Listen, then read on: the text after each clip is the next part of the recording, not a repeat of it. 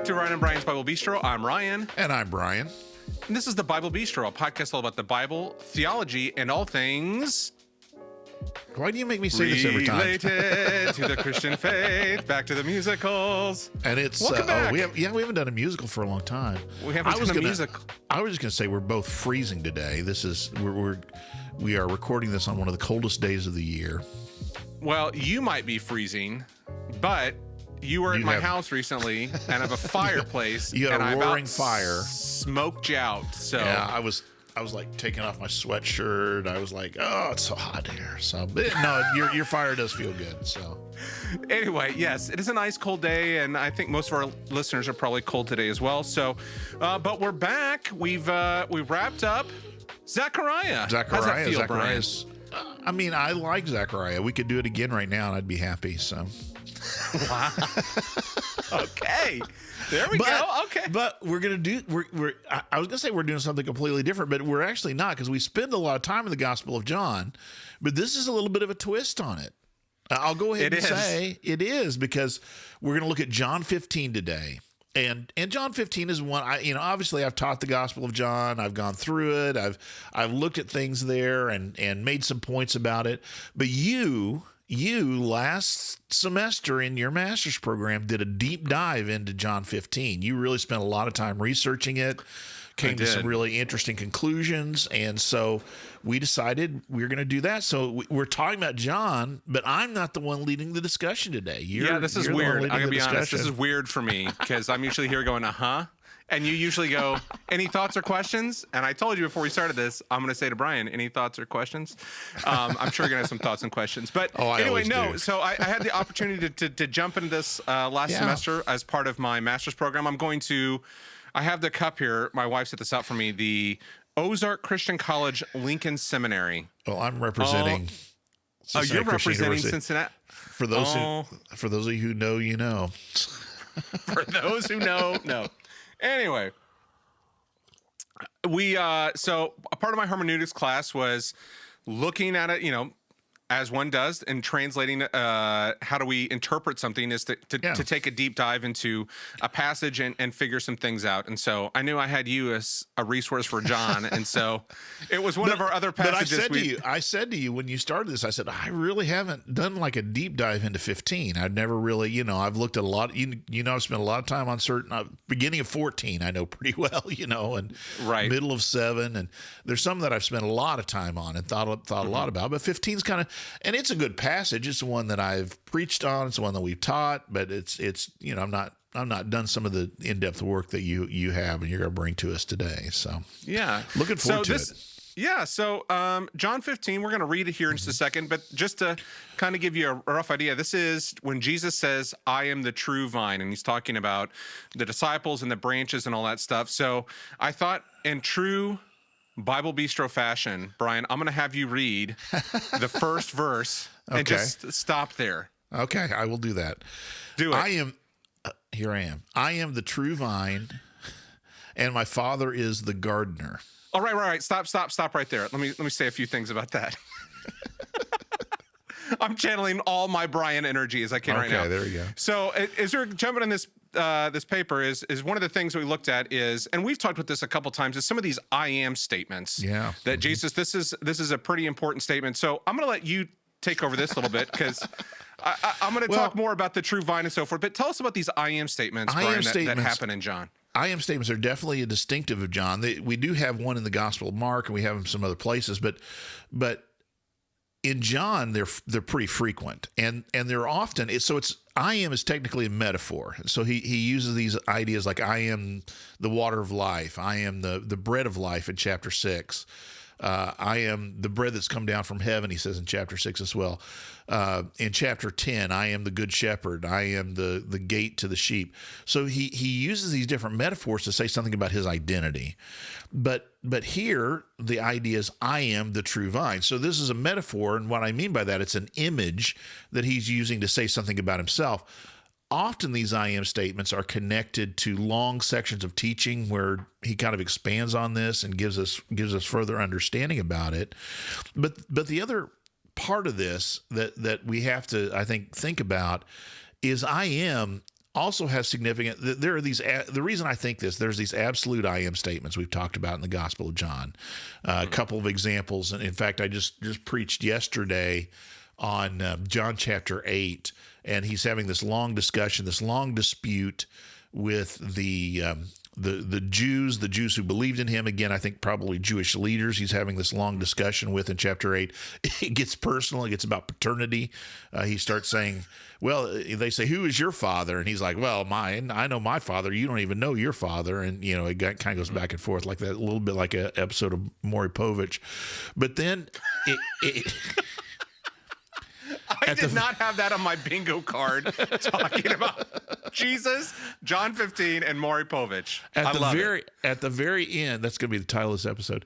At the very end of that chapter, he says, well, I tell you, Abraham would have loved to see my day. In fact, he did see it and was glad. And they're like, you're crazy. You're not even 50 years old. And Abraham, you lived at the time of Abraham. And he says, I tell you the truth, before Abraham was, I am. Absolute I am statement. And when he uses it that way, it probably is taking us back to like Exodus chapter 3, where God reveals to Moses the divine name is Yahweh, which translates, usually we translate as something like I am. So even in I am the true vine and those kind of things, we think there may be an element of him making divine claims here as well. That's the only thing I was going to say about that. So, here we have the true vine. So tell us about that then, Ryan. Well, and I should have said this before we get started. Part of this work was looking at what else is going on around this passage at the same time. And this is part of what was typically called the farewell discourse. Yep. So Jesus is preparing the disciples and himself. The time is drawing near for his crucifixion here. Right. And so he's saying some things. And so as I was looking into this farewell discourse, and we're going to hear a little bit about this later, is Jesus is telling his disciples, like, here's how I want you to live. This is the benefit of living this way and so forth.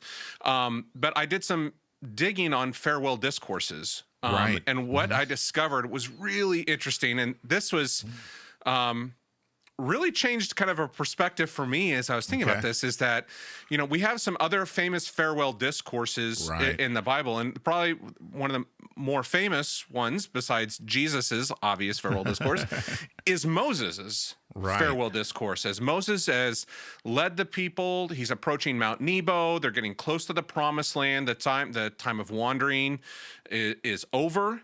And Moses is preparing the people for his leaving, and that there's seems to be in these farewell discourses some pretty consistent things that happen. And then one of those is telling the people when you're leaving how you want them to live. It's like a moral exhortation. And so, Brian, I think you've got a couple.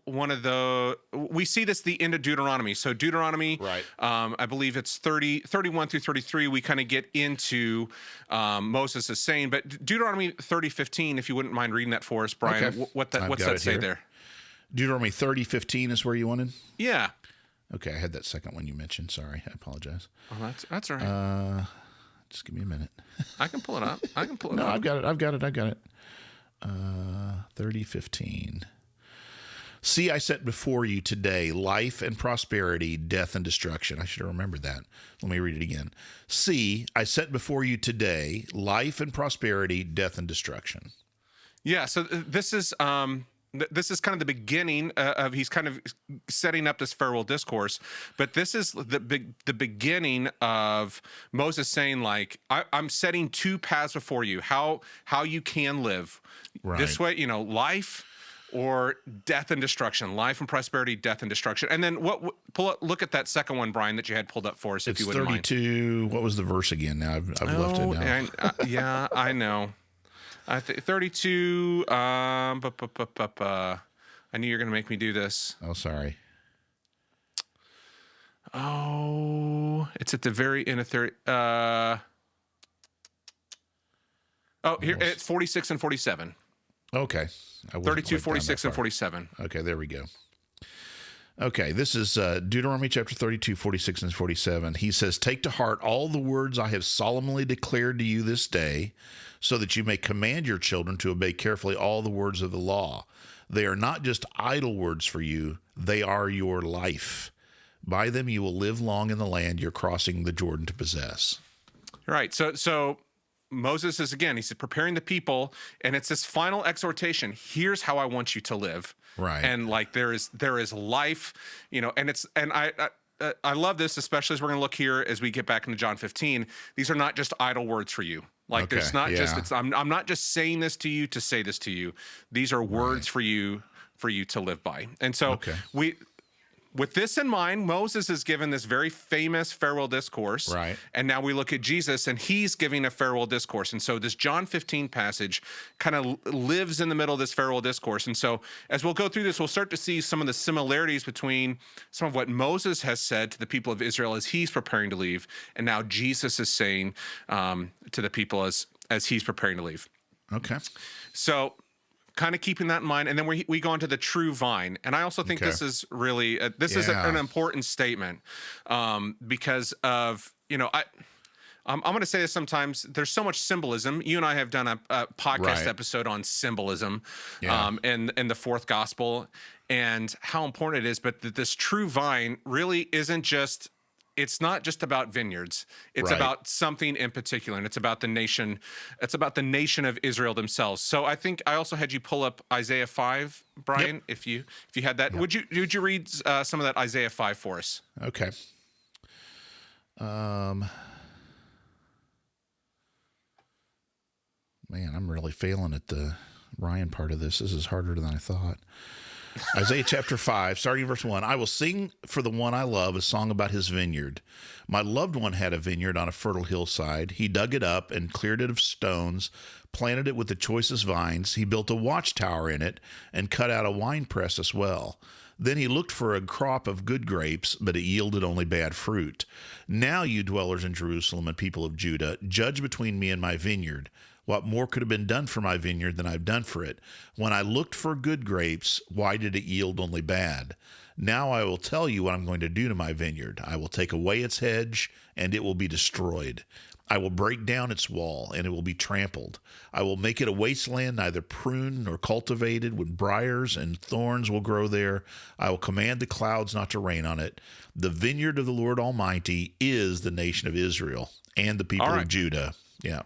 Yeah. All right. So, Brian, is it about a vineyard here? Is the vineyard in Isaiah? So. Who is the vineyard in Isaiah? It says it is Israel, and the people of Judah are its vines. So yes. And what had God done? What did it say that God had done for this vineyard? Basically, he'd prepared it and protected it and planted it. He's the one who had cared for it, just like we see in John 15, I guess, right? This idea. Yeah, that God is the gardener. And as we look back at the nation of Israel, this is the nation of Israel back in Isaiah, and God has said, "I have done everything." He asked the question, "What more could have been done here?" Right. And so we see that this vine, even though all of this work had been done for the vine, for the vineyard, that is Israel, like all this stuff, the stones had been cleared, a hedge of protection had been put up, and the Isaiah, God through Isaiah is asking the question, what more could have been done? And the answer is, it's rhetorical. Nothing, right? Nothing more could have been done. Right. So we have this idea that these are God's chosen people. They have been given everything that they need to succeed, seemingly, and yet they still do not succeed. They bear only bad fruit. And so it's in this, and this is a very common understanding. We've talked about this a little bit when we talked about the upper room discourse. That's part of this, that when Jesus and the disciples get up and leave, talking about some of this right before this, as we've talked about this, but Josephus has written that on the front of the temple, there is a golden vine.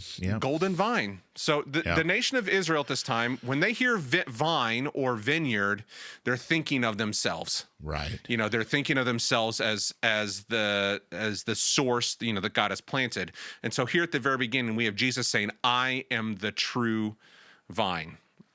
And now at this point, so Jesus is setting himself up as something. So if Israel was the vine before, was the vineyard before, right? Jesus is setting himself up here very clearly that he is in some ways taking on the mantle of Israel. He's taking on the role that they did. So there's a lot happening here in this first verse that you kind of get to that, we're getting this idea that Jesus he's kind of replacing Israel. And, now he hasn't said that he's going to bear good fruit, but that's the implication here. And we'll get to that here in just a little bit. But at the beginning, he is the true vine, that he is, and that's kind of what do we do with that? Right. That, what does it mean that he is true? That he's the vine that's always supposed to be. So, Brian, is it would you go on? True in the sense of legitimate, do you think, or is it true in the sense of, what was the other way I was going to say that? What Israel was supposed to be, now I am fulfilling that. Is that kind of what you're getting across? Yeah, it's kind of as we kind of unpack this, I see this as they were a vineyard for a time. They were supposed to be a vine for a time, and that when Jesus is coming, he's the vine above all vines, the real vine. Like they had been given. And again, we see this a lot in the Old Testament. They'd been given a task that they failed at. You know what I mean? Okay. Like, and the true vine, as we'll unpack this and what the true vine does. The true vine does something very differently than the vine that is Israel and so forth. So, Brian, would you read I'm just going to read 2 and 3 here, and we'll go on. All right. Any comments or questions up to this point? Oh, I have a couple, but let's go ahead, and I'll probably have more later. So verse 2 here, he cuts off every branch in me that bears no fruit. Well, every branch that does bear fruit, he prunes, so it'll be even more fruitful. You are already clean because of the word I have spoken to you. Now, there's something kind of fun / funny. I don't know if to say it's funny. It's not like funny as in like something's off here. But in the Greek, there's a little bit of wordplay that's happening. Yeah. Mm-hmm. There's a little bit of wordplay that's happening here. So the words cut off and prune. Okay. So the word prune here is kathairo. Okay. So it's a term that's used pretty consistently with viticulture, with vine culture. Like it's a very clear, term. This is about a vine, but then cuts off. It's a little bit different. It's a little bit. This is where the weirdness and there's commentaries that look at this differently because the word is iro. So and if you listen to it, you can hear maybe the similarities. Kathairo and iro. Kathairo, iro. Okay, because the kaf is kind of a prefix on it, right? Yes. Yeah, so there's a prefix. So it seems like the lemma or the root is the same, but there's a prefix on the prune. But what's interesting about that is that's not a word that's typically used with viticulture. It usually means lift up, to lift up. And so there's been a lot of debate about, well, what does this exactly mean? Or why was it said this way instead of cut off? And we can tell by the structure of the sentence and so forth, it's supposed to be, it's an opposite, there's some juxtaposition between prune and cut off and carry away. Like there's some juxtaposition, but the words are similar and the iro is different. And so it's kind of going, okay, what's trying to be shown here by using these similar words? And so some have said like, he's trying to point out, and, right before this, we see Judas has left, he was part of the upper room, that iro and kathairo look similar, but they have very different outcomes. Like, so there's been some thought of like, it's pointing out this juxtaposition, like Judas was a disciple, just like these other disciples, but they looked similar, but one is cut off and one is pruned to be more fruitful, and so forth. But there's also a thought as we go on to go, you are already clean because of the word I've spoken to you. And the word clean is kathairos. Okay. So it's related to that word kathairo. So there's some So there's some thought that all of it's pointing towards this idea that you are already clean, kathairos. And so when we get to the word clean, and this again, I'm using logos. We've talked about this a little bit. I start looking at this word and where it's used elsewhere. It's used in the Septuagint, the Greek translation of the Old Testament. Okay. And it's used in connection with being ceremonially clean, like you can come to the temple. Okay. So we have this really interesting thing going on here that you are already ceremonially clean. You're cleansed, kathairos, because of the word I have spoken to you.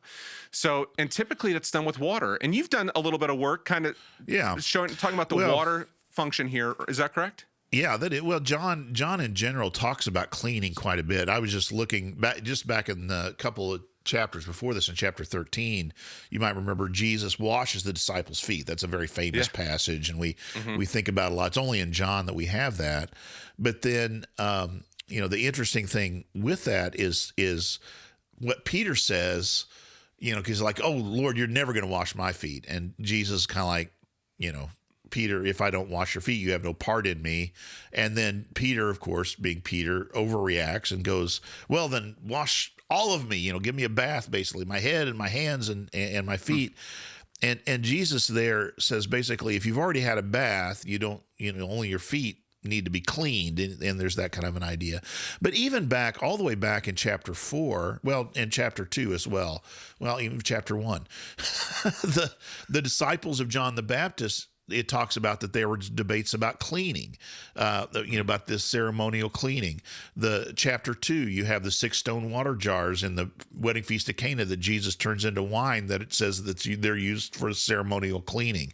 The woman at the well, the description of the pitcher that she has there for water is the kind of it's a word that's used in connection with this. So anyway, my point is that there's a lot of, I call it the cleaning theme in the Gospel of John. There's a lot of language about this, and it's worth thinking about what John is doing when he talks about that theme. So that was the only thing I've done a little bit of work on. And I'm gonna rewind. It's katharos, not kathairos for the that's clean. What I was thinking. There's no I in there. That's what I was actually just looking that up. My apologies. No, you're doing great. You're doing great. So we get through this, and so what's different here again is like the clean usually is a water.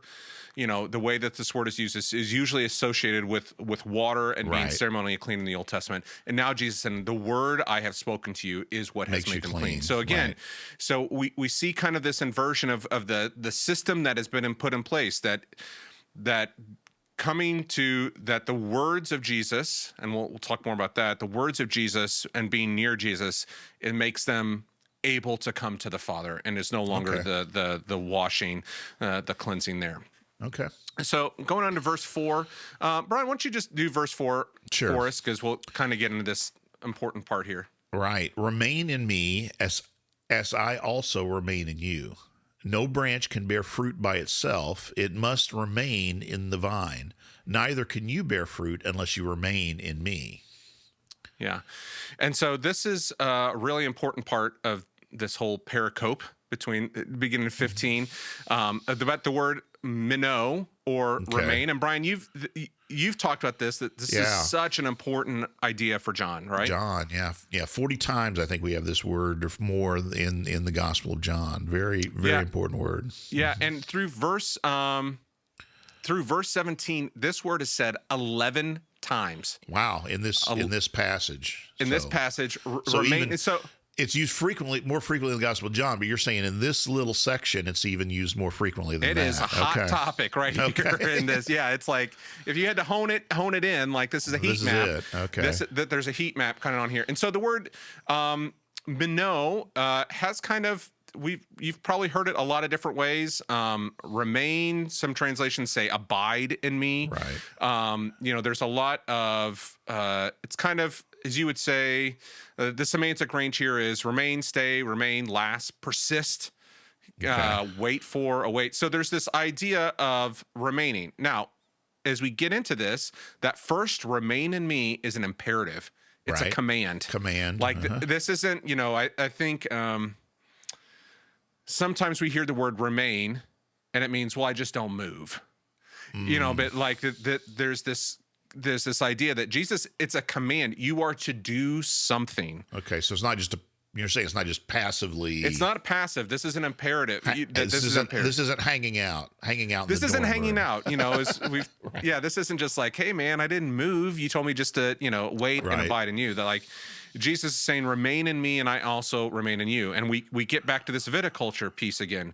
No branch can bear fruit by itself. It must remain in the vine. So, I think this goes back a little bit to Isaiah, when it talks about that they bore bad fruit, it was because they were not faithful. They weren't remaining. They weren't following the law. They weren't staying with God. And so as they wandered from God, their fruit became bad. And so outside of being connected to God, there's no good fruit. The branch cannot bear fruit. Okay. And neither can you, and this is the disciples, neither can you bear fruit unless you remain in me. Remember, this is an imperative. Unless you, beginning verse 4, it's an imperative. It's not an imperative here, but but it's neither can you bear fruit unless you remain in me. It's interesting. I hadn't thought of this before, and I'll see what you think about this. So, I talk about metaphor, vine, the vine. And here the metaphor is bearing fruit, right? So you said, oh, that's the image. Here's the branch, the vine is bearing fruit. But then it's interesting. He shifts to you. He starts talking to the disciples, but he still talks about bearing fruit, right? It like that doesn't change. That metaphor stays the same, even though he's changed the how do I say this? The point from the branch needs to remain in the vine in order to bear fruit to you must remain in me, that kind of an idea. So I never noticed that before. That they're becoming the branches that bear the fruit then. Right. Yeah, so I guess the question, and you don't have to answer this right now, you may be heading up to this. So one question I have is, what is it to bear fruit then? What do you think is Jesus primarily focused on when he says bearing fruit? Yeah, then? Well, we'll get to that. Okay, all right. I thought we might. Yeah, so we'll get to that, and that's one of the things that this kind of unfolds here. Like we haven't gotten the idea of like what is good fruit. What we know what bad fruit is. Like that Isaiah passage kind of illuminates what bad fruit is, but we're just talking about bearing fruit at this point. Okay, we know that Jesus is the true vine, and we're talking about bearing fruit, but we haven't gotten to the context of what is bearing fruit. Okay. What is good fruit? I'll just remain then and wait while we actively listening. So sorry. All right. Yes. So picking up verse 5, and we get this emphasis again. Like we get this re-emphasizing what's going on. I am the vine, you are the branches. Okay. So again, we already had verse 1. I am the true vine, and now Jesus is saying to them, I am the vine, you are the branches. You all, the disciples, you are the branches. Now, this is where it gets interesting. If you remain in me and I in you. Okay, so I think this can kind of get people hung up a little bit here. Okay. If you remain in me. So that's what we call a subjunctive in the Greek. It's an uncertain future. Okay. If you remain in me. Like Jesus isn't saying like, you're going to remain in me, but it's if you remain in me. But then we get into this idea, and I in you. That and I in you is not subjunctive. Ooh, interesting. Okay. So if you remain in me, that's a subjunctive, and I in you is not a subjunctive. Okay. So one part is not a verified future. The other one is a reality. Okay. So this is kind of what we talk about sometimes. Like we can count on him, but we're the ones that are the questionable in the transaction or the relationship, right. Yes. So but I guess I get what you're saying. You're saying that there is no uncertainty in his ability to keep us. It is the question of if we will remain in him that is questionable. Okay. Mm-hmm. Yeah, and I and you will bear much fruit. Apart from me, you can do nothing. Again, we get this idea again, like. This is a re-emphasizing what we just read in verse 4. Like it's this building onto this again. And as you kind of pointed out, we're getting that the disciples are the branches here, and that Jesus is the vine. And again, we get another subjunctive here in 6. If you do not remain in me, you are like a branch that is thrown away and withers. So this is such branches are picked up, thrown into the fire, and burned. Okay, so this is kind of the opposite. So if you remain in me, here's what happens. If you don't remain in me, here's the result. Okay. Yeah, and if you look back up to verse 2, he cuts off every branch in me that bears no fruit. We're getting a clarification of this in verse 6. If you do not remain in me, you are like that branch that is taken up, you're thrown away and withers, and such branches are picked up and thrown in the fire and burned. Okay. So this is not, this is if you do not. Now, then we get the inverse of this. If you remain in me, again, we get this, and my words remain in you, ask whatever you wish, and it will be done for you. Okay. So this is kind of... Boy, I got some questions here. Yeah, I knew it. You asked those questions. Fire for me. Well, so, people look at this and say, there are things I've asked God for, and even it's interesting. This is sometimes he'll say, ask for whatever you need, but here's whatever you wish, and it'll be done for you. Kind of sounds like the genie in Aladdin. Is that the idea, or what's going on with that? Do you think? Yes, exactly. I'm just kidding. Yes. Wow, I've been doing this stuff wrong. Yeah, you're wrong. I've got a couple churches for you to check out. No, so this is an interesting verse, and this is one I think that catches people sometimes. Again, we always talk about context. What's going on here? Well, yeah, he's talking about remaining and bearing fruit and being connected to the vine. Okay.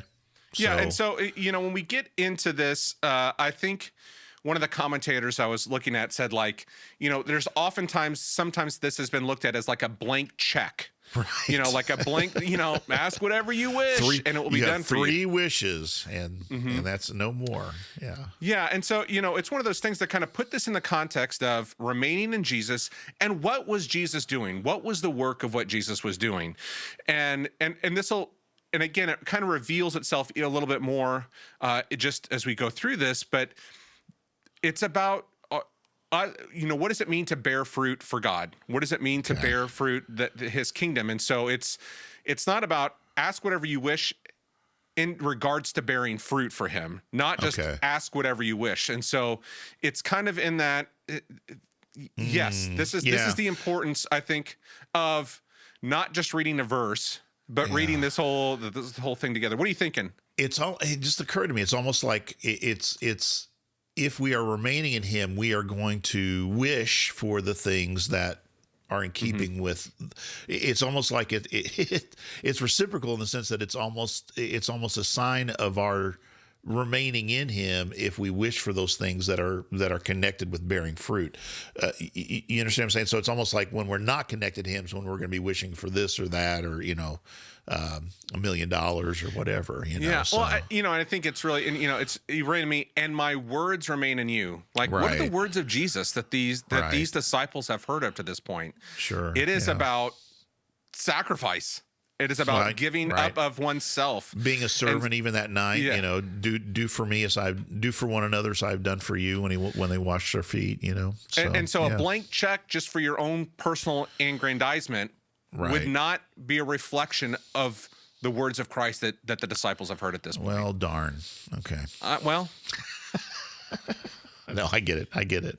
Yeah. So this is kind of it's not a tricky one, but I remember as a kid reading this sometimes where you're just like, ask whatever, ask whatever. And, when you look at this in this context, you're like, what does it mean that my words remain in you? Like, this is not, and you have to think, there's Jesus is, the guys are tuned in at this point. The disciples are honed in. Jesus is giving this long address to them. What's going on here? And so I think it's important to say, like, if you remain in me, ask whatever you wish and it will be done for you.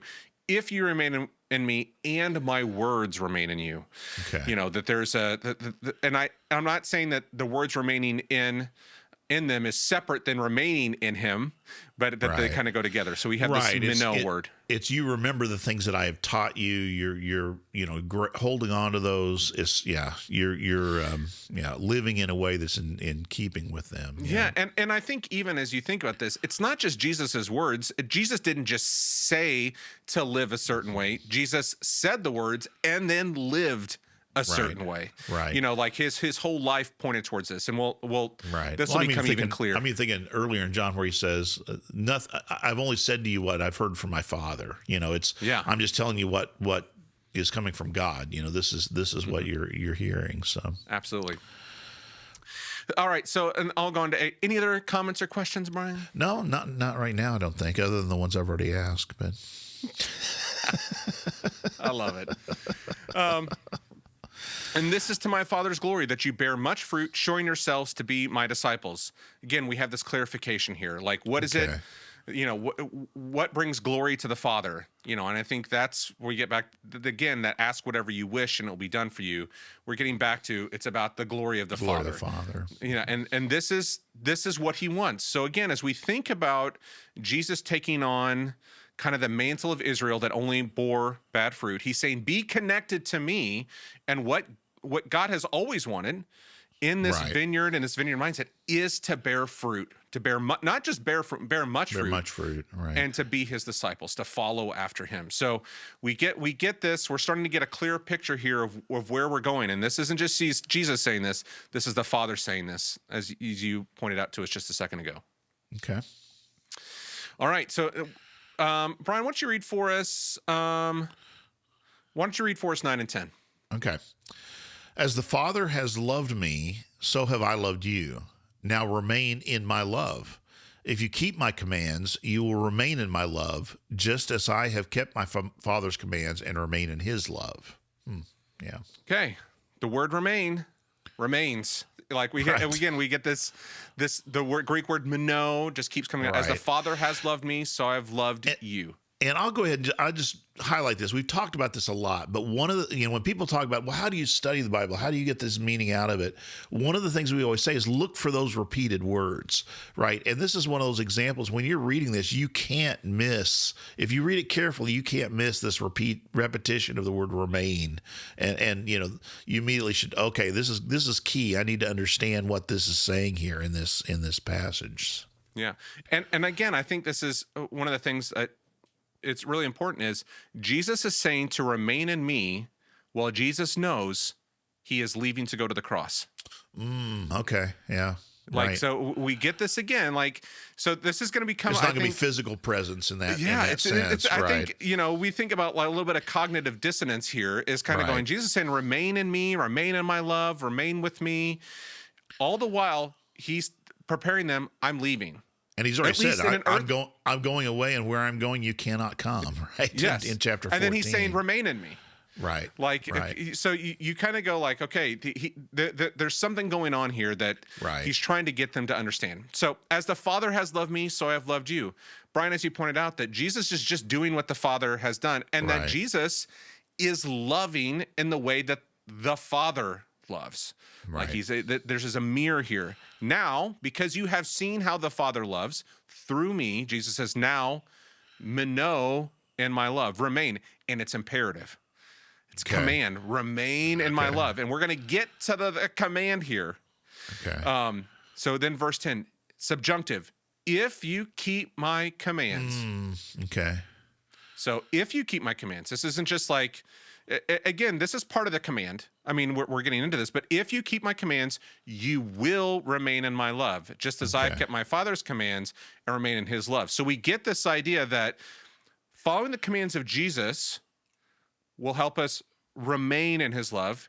And Jesus is the example for this, because as the Father has commanded, Jesus has been obedient. He's done the things that and the it's going to become him to do. And this is going to become into sharper focus as Jesus is on the cross, and we, it's a sacrificial love. We're getting into this, and so this is what we're called to. This isn't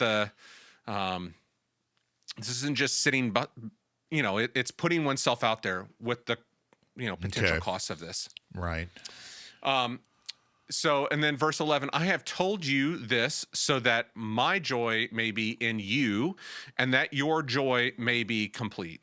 Now, again, this is a weird thing for me when I was doing this study, is that Jesus is joyful knowing he's going to a cross. Okay. And that his joy is, we get this idea that the joy comes from obedience, and I think this is such a, we always talk about, so what, that we think of joy as sometimes circumstance or something like that. But Jesus's joy comes from doing the Father's will. Right. And that Jesus's joy will be in the disciples being obedient as well. We sometimes almost get the opposite.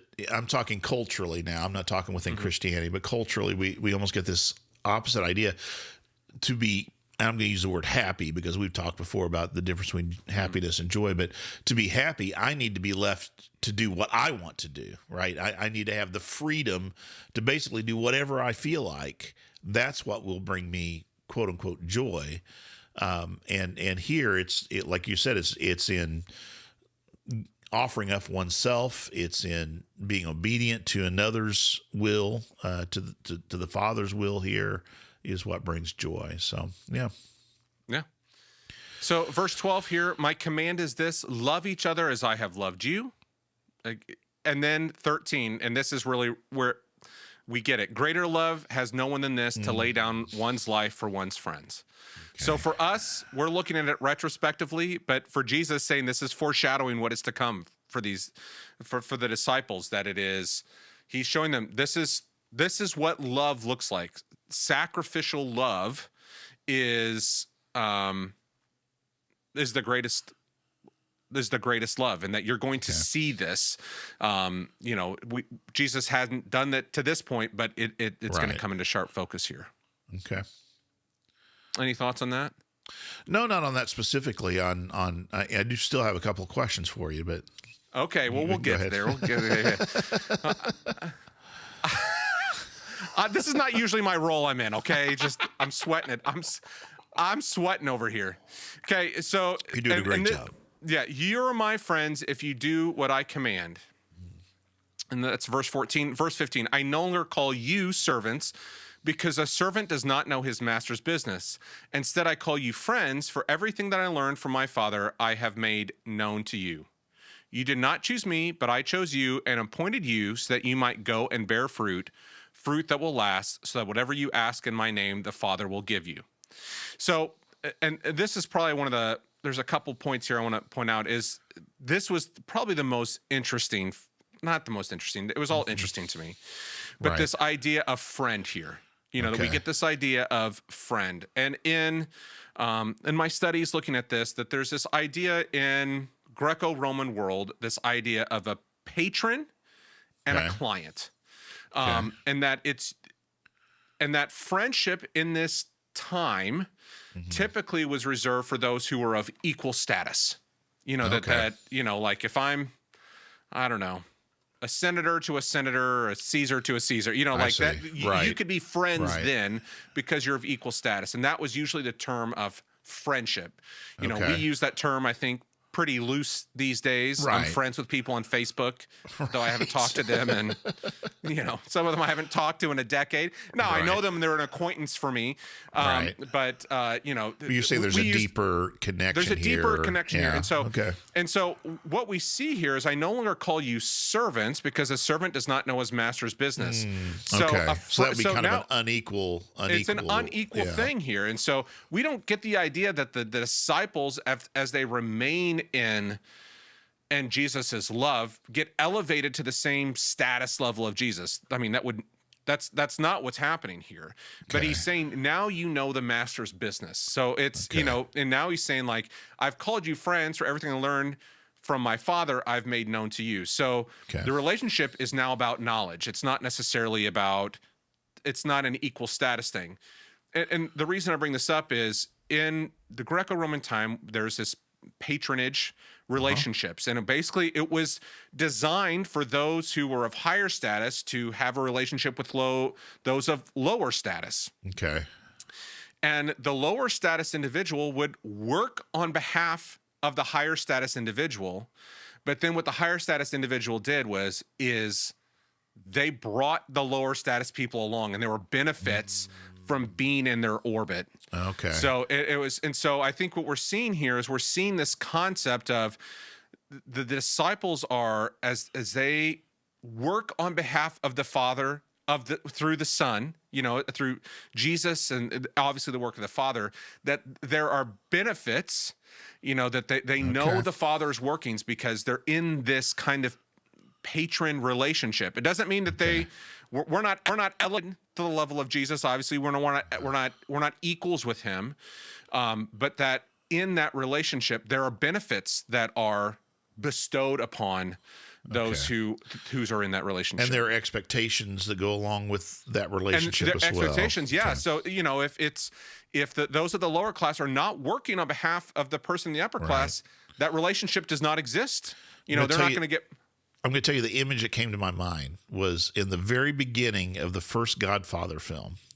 Do you remember when the guy goes in and says, he says, on this day of he's practicing on the day of your daughter's wedding, bestow this gift. And he's like, there may come a time, it may not come when I will need you to do a favor for me. It's that kind of, that just gives me that image kind of, I don't know if it's quite like that. There's just, we read friend, and I think sometimes we think of pal. Right. But I think what we see here is, again, we live in a very different culture, but in that cultural context, the concept of friend and knowing the master's business and so forth, I think what we're getting is this image of this patronage relationship that happens in this early time, that as we work on behalf of Christ and God the Father, that they bestow benefits upon those who remain. Right. Okay. Does that make sense? It does, yeah. Okay. And then we'll kind of wrap this up here, or at least for my part, and you can ask me questions I don't know the answer to. You did not choose me, but I chose you and appointed you so that you might go and bear fruit. Okay. Fruit that will last, so that whatever you ask in my name, the Father will give you. Okay. So the last one of the commentators brought this up, and I thought this is a really interesting idea, because again, Israel has been in the background of this whole conversation. Right. Vineyard, there's always been this idea. But thinking about the nation of Israel in this context, they were chosen. The nation of Israel was chosen. They're appointed to do a task. Okay. And they bore fruit. Right. But it was bad fruit. Right. Okay. And so now we have Jesus, who is with the disciples who he has chosen. Right. 12 of them. Hint, hint. Right. Well, 11 now. Judas is getting ready to hang around somewhere else. He chose 12 to represent the tribes, right? The 12, but he's 12 disciples, 11 at this time, but that he's appointed to a task. He's telling them, do this, and to go out and bear fruit. Okay. So we get this, and I think this is. And we see, and it's to go and bear fruit that will last. Now, what's interesting here, the word last here is meno. Oh, fruit that will remain then, or fruit that will remain. Right. So what remains at this point? So Jesus is commanding his disciples. Who are those that he has called the ones that remain, or those who are remaining at this point? Well, the disciples, those who remain in me, those are truly my friends. They're truly my disciples. Yeah. So you're exactly right. So I think what is being said here is that fruit that will last is he's telling the disciples, go out and make disciples. Okay. Disciples who make disciples, kind of thing. Fruit that will meno. So a fruit that will meno is a disciple. Just as they are menoing, their job is to go out and meno. And so that means living like Jesus, means and that's what a disciple is, someone who lives like him. And then we get into this kind of whatever you ask, or whatever, we said the will thing that we've talked about earlier. Right. And so that whatever you ask in the name, the Father will give you. Okay. So again, I think we're kind of getting a little clarification on verse 7 where it says, ask whatever you wish and it will be done for you. I think we're getting a little clarification here. It's about discipleship. Like ask the Father for help in developing the fruit that will, and developing disciples and the Father will give to you. Okay. Which I think is, we get that with the Spirit, but I think there's still, as we continue on, there's more of that. And then we close out here in 17, this is my command, love each other. Okay. So again, and greater love has no man than this, than lay down his life for his friends. And so we're getting this, it's about love, it's about following the words of Jesus. And then as we do these things, we are remaining, we're abiding in Christ, and that the benefits of, we know from the Father what's happening. Okay. So good. Yeah. So here's a couple questions I have. First, let me say I noticed this. Let me say there's two things I've noticed. First thing I've noticed is, because I always think just remaining in me, right? That's the part we focus on. But then you pointed out, well, it's not just remaining in Jesus, it's remaining in his words and then remaining in his love, right? There's those, they're kind of three, they're related, but they're kind of distinct commands in a way, right? To remain in me, remain in my words, remain in my love. And I guess my question is, what does it look like to remain? What does that mean? You said it's active. You said it's something that we do. Can you give us any further just specifics about what that would be for us to be disciples? And I think from this passage, it's hard to kind of, to parse out much beyond, what it says here. But I think to remain in him is to follow the example of Jesus in sacrificial love. It is to be obedient. I mean, I think we see that pretty clearly here. The obedience is a key part of remaining in him, like obedience Same way to his that word. I've obeyed the Father, then you obey me, so I think it's love. I think it's all those things you said. It's love, it's obedience, it is reliance remaining on, in his word, I think it's a reliance on understanding that any fruit that is born out of me only comes from being attached to the true vine. And so bearing fruit, you're saying, if I heard you correctly, you're saying it is essentially making other disciples. It is fruit that will remain. It's a reciprocal kind of thing. Yeah. Well, I think it's especially as we think back to Israel, like the nation of Israel, we've talked about this before, wasn't just supposed to be there for themselves, only self-serving. It was supposed to be ambassadors for God in the world, that they were supposed to be right. They were to draw others to draw others know him. Yeah. And so I think, especially with that imagery at the beginning, it's about drawing others. Like that is good fruit, is drawing others to life here, that we see from God the Father and Jesus here. So this is just an observation then. I had never connected it this closely. So I'll give you another example. Later in chapter 20, when Jesus breathes on the disciples, we often call that the Johannine Pentecost, right? He says, receive the Holy Spirit. It's, John does not give us the story of Acts chapter 2, but it's a bestowing of the Holy Spirit. I've never connected this closely to something. Again, this would be after Jesus' resurrection in Matthew, but the Great Commission. And here's the part of it I was thinking about. So it's a parallel kind of teaching, right? He's saying, go and make disciples. That's what you're saying. Bear fruit is to make disciples.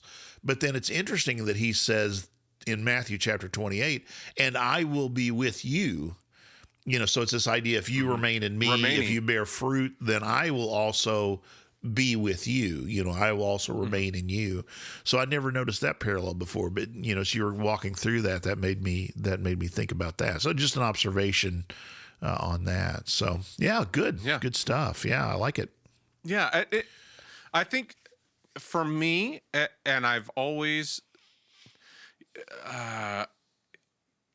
the concept of remaining or abiding has always, at least for me, as I've worked through this passage myself, always felt like, well, what am I supposed to do with it? What does that mean? Right. It always seemed like a passive action. Okay. You know what I mean? Like it was just like, I just need to just stay focused on him, which is true. You know what I mean? Like, I'm not it's denying. not a bad thing. It's not a bad thing. You know, Right. but I think that there's something working through this to see, you know, if you keep my commands, you will know in my love. Right. Just as I have kept you will remain. Let me ask you one more question. I'd forgotten this. This occurred to me about halfway through. But so you started out with this farewell discourse from Moses, and you said, I hold before you words of life and death, right? Mm-hmm. Kind of just to summarize. And here we have, if you remain in me, then you'll bear fruit. If you do not remain in me, then you'll be thrown away, right? Branches are picked up, thrown into the fire, and burned. So it's the same kind. It's the same kind of. I'm holding these words out for you to hold on to, and here's you know, the way that you respond to this. You know, whether you keep these things or not is going to determine what happens in your life. Yeah. You know, so, and we've talked about many times that Deuteronomy is such a pivotal moment in the whole rest of the Old Testament. You know, we get to Deuteronomy. It sets up what happens afterwards, and I think it's almost a similarly recapitulation of some of those things again. If you follow after me, almost like the curses and the blessings and all that in Deuteronomy. Yeah. Okay. Good. I appreciate this, Ryan. It's been very good. So if you've liked this, let me go ahead and wrap up. Share it with somebody. If this has been helpful for you, if you think send this to somebody you think needs to remain a little bit better, and and have mercy on my soul. I'm not a teacher. You've done a great job. And you know, the other things I'll say is go visit our webpage. We have some resources that are available there. There's a Patreon link that you can go to there. There's some other information. Go back and listen to some of our other episodes if you've just now come across this one. But really appreciate it, Ryan. And anything else you want to say in wrapping up? I don't think so. Thanks, Brian. Appreciate it. Appreciate you letting me talk a lot. Now I know how you feel. It doesn't feel so great to be put on the spot all the time. Okay. You did a great job, though, and we'll see you next week with something completely different. So. All right. Thanks, Brian. All right. Bye.